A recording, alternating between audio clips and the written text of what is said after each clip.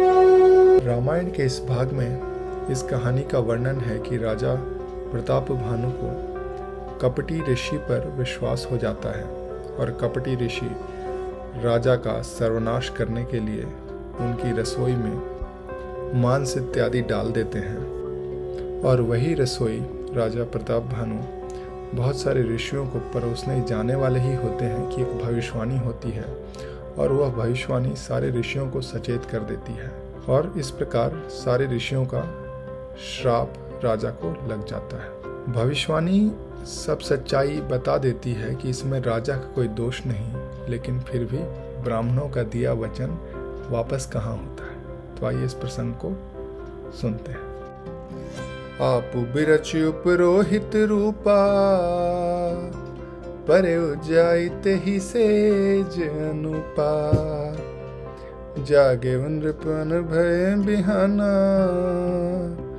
देखी भवन अति अचरज माना। वह आप पुरोहित का रूप बनाकर उसकी सुंदर सेज पर जा लेटा। राजा सवेरा होने के पहले ही जागा और अपना घर देखकर बहुत ही आश्चर्यचकित हुआ। मुनि महिमा मन महु अनुमानी, उठे गवही जही जान नरानी। कानन गए बाजी चढ़ते ही, पुर नर नारी न जाने के ही। मन में मुनि की महिमा का अनुमान करके वह धीरे से उठा जिसमें रानी न जान पाए। फिर उसी घोड़े पर चढ़कर वन को चला गया। नगर के किसी भी स्त्री पुरुष ने उन्हें नहीं देखा। गए जाम जुग भूपति आवा, घर घर उत्सव बाज बधावा। उपरोहित ही देख जब राजा, चकित बिलो की सुमेरी सोई काजा।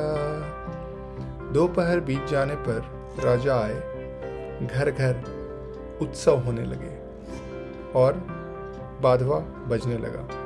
जब राजा ने पुरोहित को देखा तब वह अपने उसी कार्य का स्मरण करके उसे आश्चर्य से देखने लगा। जुग समुद्र पही गए दिन तीनी, कपटी मुनि पद रह मत लीनी।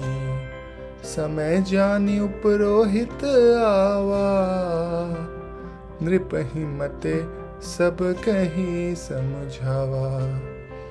राजा को 3 दिन युग के समान बीते। उसकी बुद्धि कपटी मुनि के चरणों में लगी रही। निश्चित समय जानकर राक्षस रूपी पुरोहित आया और राजा के साथ की हुई गुप्त सलाह के अनुसार सब विचार उनको समझा कर कह दिए। नृप हर्षेव पहचानी गुरु, ब्रह्म बस रहा न चेत। बरे तुरत सत सहस बर, विप्र कुटुंब समेत। संकेत के अनुसार गुरु को उस रूप में पहचान कर राजा प्रसन्न हुए। भ्रमवश उन्हें चेत न रहा कि यह तापस मुनि है या कालकेतु राक्षस। उसने तुरंत 1 लाख उत्तम ब्राह्मणों को कुटुंब सहित निमंत्रण दे दिया। उपरोहित जीवनार बनाई, चरस चारि विधि जसी श्रुति गाई। माया मैं तेहि कीन्ह रसोई, व्यंजन बहुगणि सकई न कोई। पुरोहित ने 6 रस और 4 प्रकार के भोजन जैसा कि वेदों में वर्णन है बनाए। उसने मायामयी रसोई तैयार की और इतने व्यंजन बनाए जिन्हें कोई गिन नहीं सकता। विविध मृगन कर आमिष रांधा, तेहि महु विप्र मासु खल सांधा। भोजन कहूँ सब विप्र बुलाए, पद पखारी सादर बैठाए। अनेक प्रकार के पशुओं का मांस पकाया और उसमें उस दुष्ट ने ब्राह्मणों का मांस मिला दिया। सब ब्राह्मणों को भोजन के लिए बुलाया और चरण धोकर आदर सहित बैठाया। परुसन जब ही लागम ही पाला, भय आकाश बानी तेहि काला। विप्र वृंद उठी उठी गृह जाहू, है बढ़हानि अन्न जन खाहू। जो ही राजा परोसने लगा उसी समय काल केतुकृत आकाशवाणी हुई, हे ब्राह्मणों, उठ उठकर अपने घर जाओ, यह अन्न मत खाओ, इसके खाने में बड़ी हानि है। भयउ रसोई भुसुर मासु, सब दुज उठे मानि विश्वासु। भूप विकल मति मोह भोलानी, भावी बसन आव मुख बानी। रसोई में ब्राह्मणों का मांस बना है। आकाशवाणी का विश्वास मानकर सब ब्राह्मण उठ खड़े हुए। राजा व्याकुल हो गया, परंतु उसकी बुद्धि मोह में भूली हुई थी। होनहारी वश उसके मुंह से एक बात भी न निकली। बोले विप्र सकोप तब, नहीं कचुकीन है विचार। जाई निशाचर हो नृप, मूढ़ सहित परिवार। तब ब्राह्मण क्रोध सहित बोल उठे। उन्होंने कुछ भी विचार नहीं किया और यह कहा, अरे मूर्ख राजा, तू जाकर परिवार सहित राक्षस हो। क्षत्र बंधु तैं विप्र बुलाई, गाल लिए सहित समुदायी। ईश्वर राखा धर्म हमारा, जैसे ही तै समेत परिवारा। हे नीच क्षत्रिय, तूने तो परिवार सहित ब्राह्मणों को बुलाकर उन्हें नष्ट करना चाहा था। ईश्वर ने हमारे धर्म की रक्षा की, अब तू परिवार सहित नष्ट हो जाएगा। संबत मध्य नास तव होऊ, जलदाता न रही कुल को। नृप सुनि शाप विकल अति त्रासा, भय बहोरी बर गिरा कासा। 1 वर्ष के भीतर तेरा नाश हो जाए, तेरे कुल में कोई पानी देने वाला तक न रहे। शाप सुनकर राजा भय के मारे अत्यंत व्याकुल हो गया। फिर सुंदर भविष्यवाणी हुई। विप्रहु श्राप विचारी न दीन्हा, नहीं अपराध भूप कछु कीन्हा।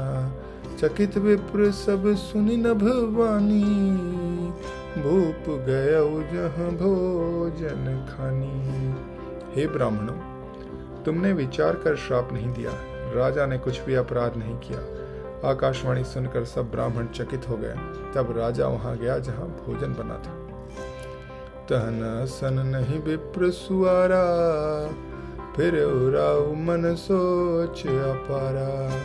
सब प्रसंग मही सुरन सुनाई, त्रसित परे अवनी अकुलाई। देखा था न भोजन था, न रसोइया ब्राह्मण था। तब राजा मन में अपार चिंता करता हुआ लौटा। उसने ब्राह्मणों को सब वृतांत सुनाया और बड़ा ही भयभीत और व्याकुल होकर पृथ्वी पर गिर पड़ा। भूपति भावी मिटाई नहीं, यद्यपि न दूषण तोर। किए अन्यथा होई नहीं, विप्र शाप अति घोर। हे राजन, यद्यपि तुम्हारा दोष नहीं है, फिर भी होनहारी को कोई नहीं मिटा सकता। ब्राह्मणों का शाप बहुत ही भयानक होता है, यह किसी तरह भी टाले नहीं टल सकता। अस कहीं सब मही देव सिधाए, समाचार पुर लोगन पाए। सोचहि दूषण दैव ही देही, बिरचत हंस काग किय जेही। ऐसा कहकर सब ब्राह्मण चले गए। नगरवासियों ने जब यह समाचार पाया तो वह चिंता करके और विधाता को दोष देने लगे। जिसने हंस बनाते बनाते कौवा कर दिया, ऐसे पुण्यात्मा राजा को देवता बनाना चाहिए था, सो राक्षस बना दिया। उपरोहित ही भवन पहुंचाई, असुर ताप सही खबर जनाई। तहि खल जहाँ तहाँ पत्र पठाए, सज सज सैन भूप सब धाये। पुरोहित को उसके घर पहुंचाकर असुर कालकेतु ने कपटी तपस्वी को खबर दी। उस दुष्ट ने जहां तहां पत्र भेजे, जिससे सब वैरी राजा सेना सजा सजाकर दौड़े आए। घेरन नगर निशान बजाई, विविध भांति नित होई लड़ाई। जूझे सकल सुभट करी करनी, बंधु समेत परेउ नृप धरनी। और उन्होंने डंका बजाकर नगर को घेर लिया। नित्य प्रति अनेक प्रकार से लड़ाइयां होने लगी। प्रताप भानु के सब योद्धा शूरवीरों की करनी करने में रण में जूझ मरे, राजा भी भाई सहित खेत रहा। सत्यकेतु कुल को नहीं बाँचा, विप्र शाप किमि होई असाचा। रिपु जीति सप नृप नगर बसाई, निजपुर गवन जय जसु पाई। सत्यकेतु के कुल में कोई नहीं बचा। ब्राह्मणों का श्राप झूठा कैसे हो सकता था। शत्रु को जीतकर नगर को फिर से बसाकर सब राजा विजय और यश पाकर अपने अपने नगर को चले गए। भरद्वाज सुनु जाहि जब, होई विधाता बाम। धूरि मेरु सम जनक जम, ताहि व्याल समदाम।